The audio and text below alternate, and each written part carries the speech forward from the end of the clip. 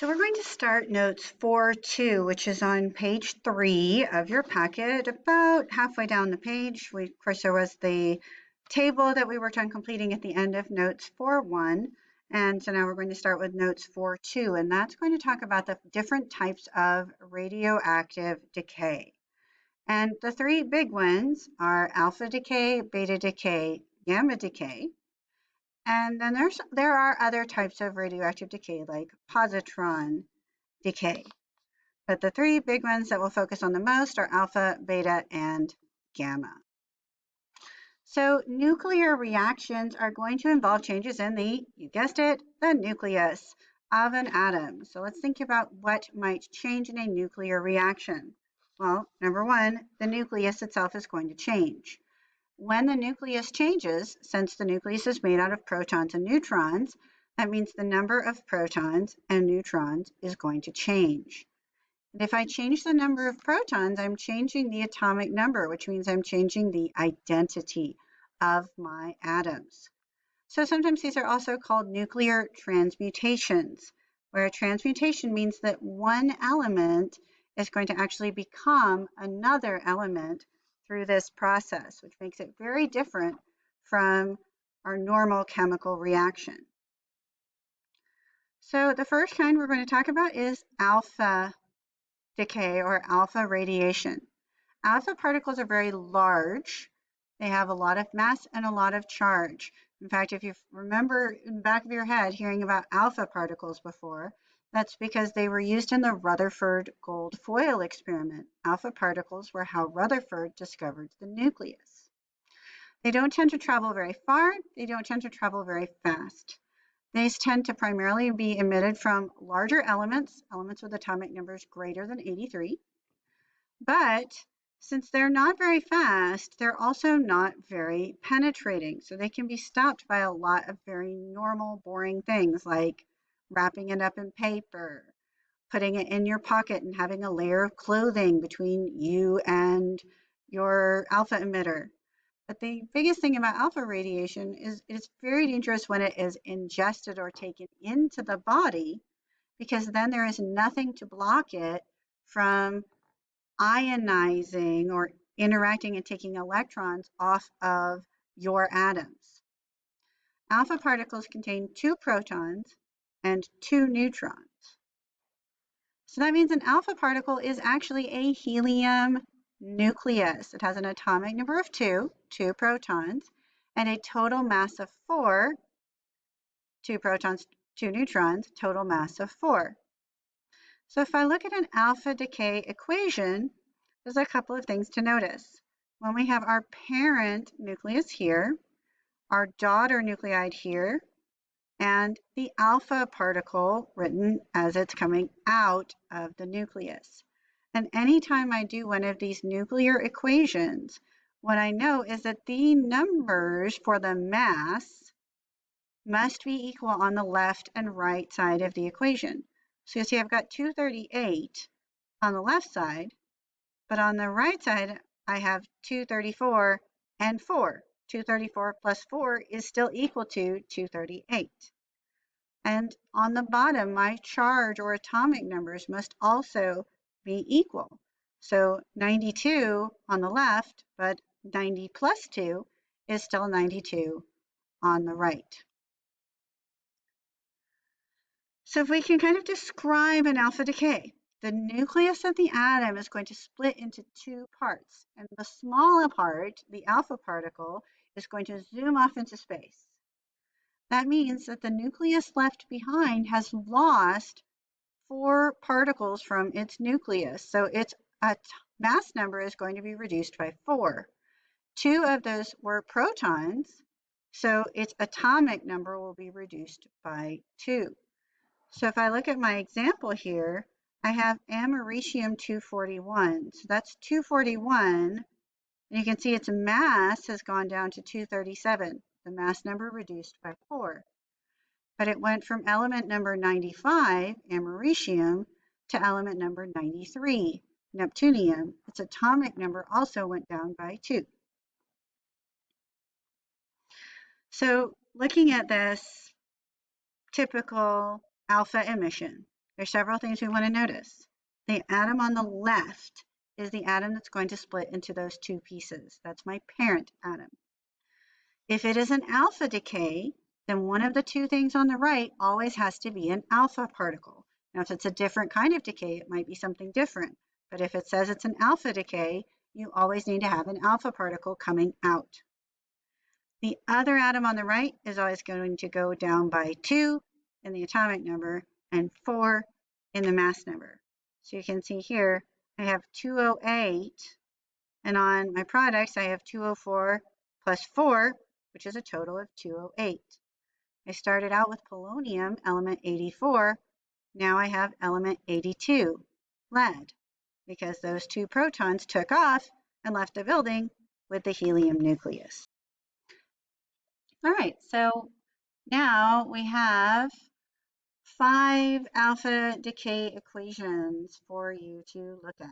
Are going to be at the top of page 5 in your packet, and so you can pause and write the alpha decay equations. Remember, you're going to draw an arrow. We're going to have an alpha particle come out, and then we're going to have our other nucleus. So pause the video, try writing these alpha decay equations, and then we'll check a couple of them.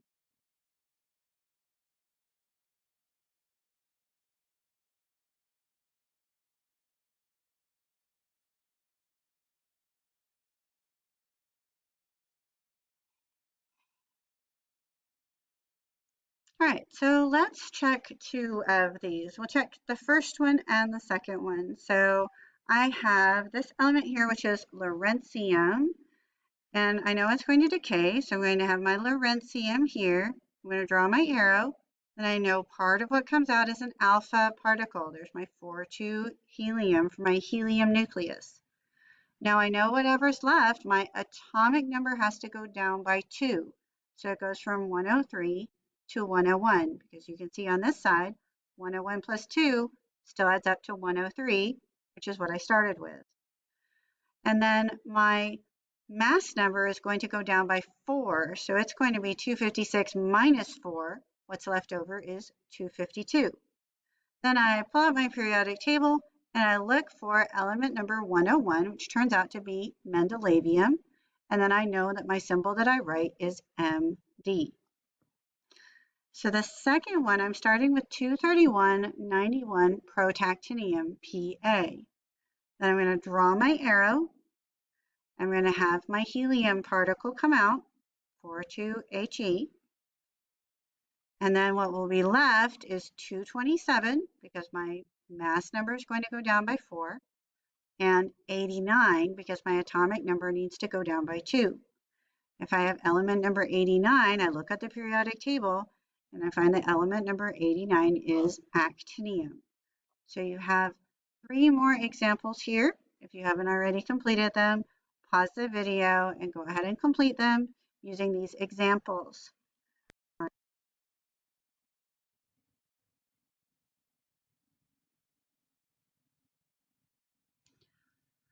All right, so now let's talk about our second big kind of radiation, and that is beta radiation. Now, beta radiation is kind of in the middle. It has less energy and speed than gamma radiation, but more speed and energy than alpha radiation. So it is more penetrating than alpha radiation, but can be stopped by sheets of aluminum or another metal.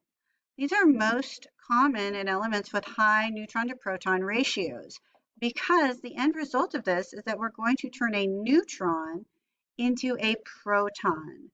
That means our atomic number is going to go up by 1. We're going to have 1 more proton than we did a minute ago. And the mass number is actually going to remain unchanged.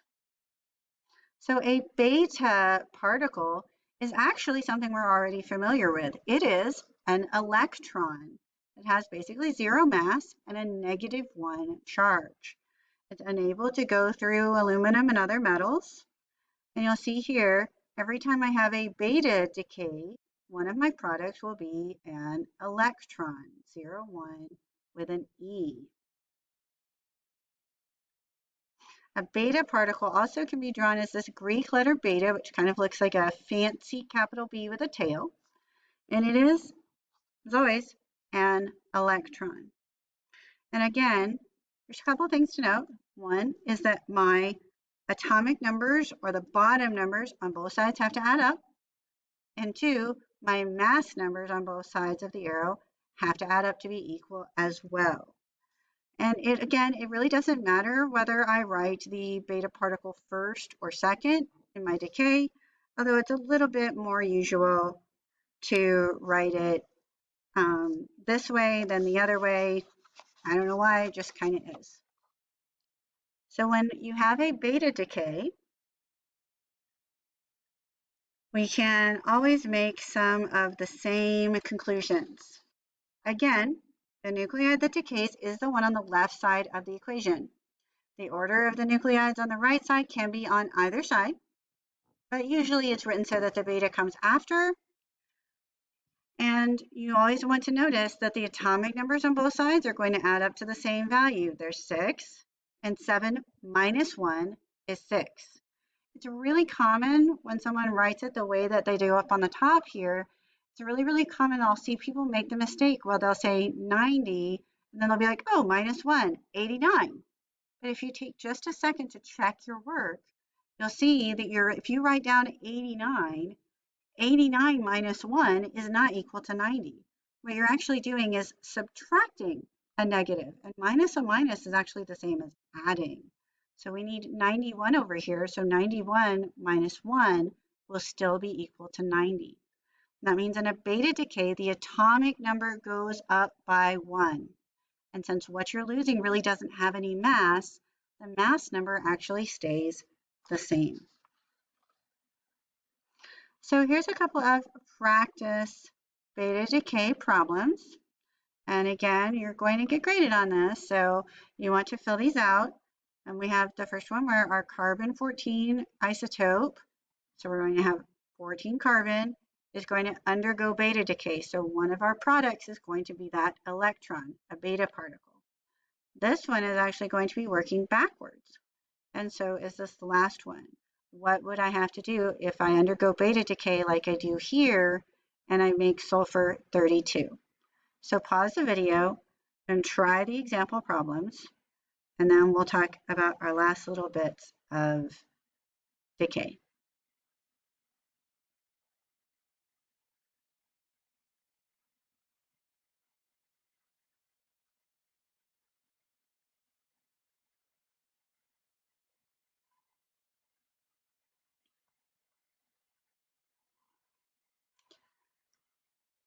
So I'm going to look at this middle one just because I think it's a little bit interesting.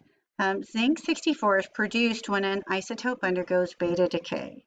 So remember, my top numbers have to be equal on both sides. So what has to go over here has to be 64 plus 0. Oh, the mass number doesn't change. That's right. So my mass number is still going to have to be 64. But then my atomic number is going to be 30 minus 1. So in fact, this is 6429 copper, because the atomic number goes up by 1 and the mass number doesn't change. So you have these two to work on. So go ahead and complete those in case you need to. You can pause the video, and then we'll talk about our gamma radiation.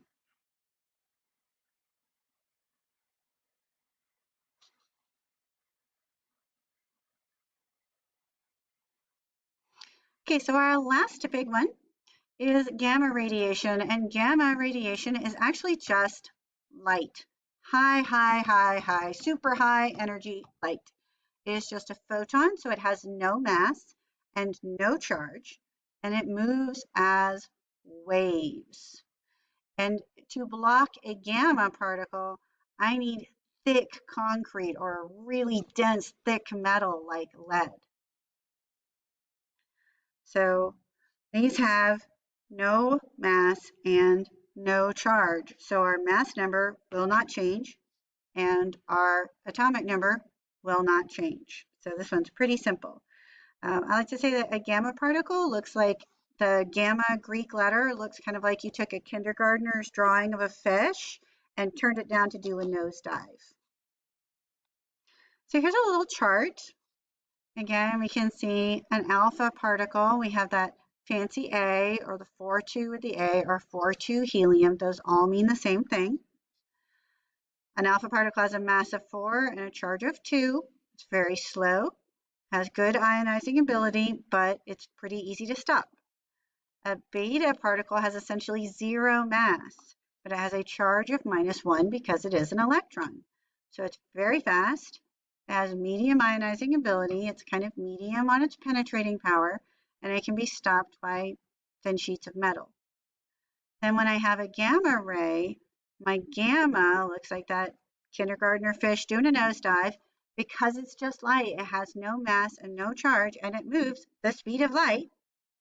It's so fast it really can't ionize anything, but it has extremely high penetrating power, and it will only be stopped by thick pieces of lead or thick concrete. Now there are two other types of decay that we'll talk about just a little bit. One is positron decay, and that is just like beta decay, except I'm not spitting out an electron.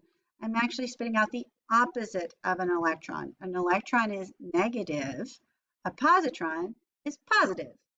But the same rules are going to apply. The mass numbers have to add up on both sides. So 38, 38, because this doesn't really have a mass.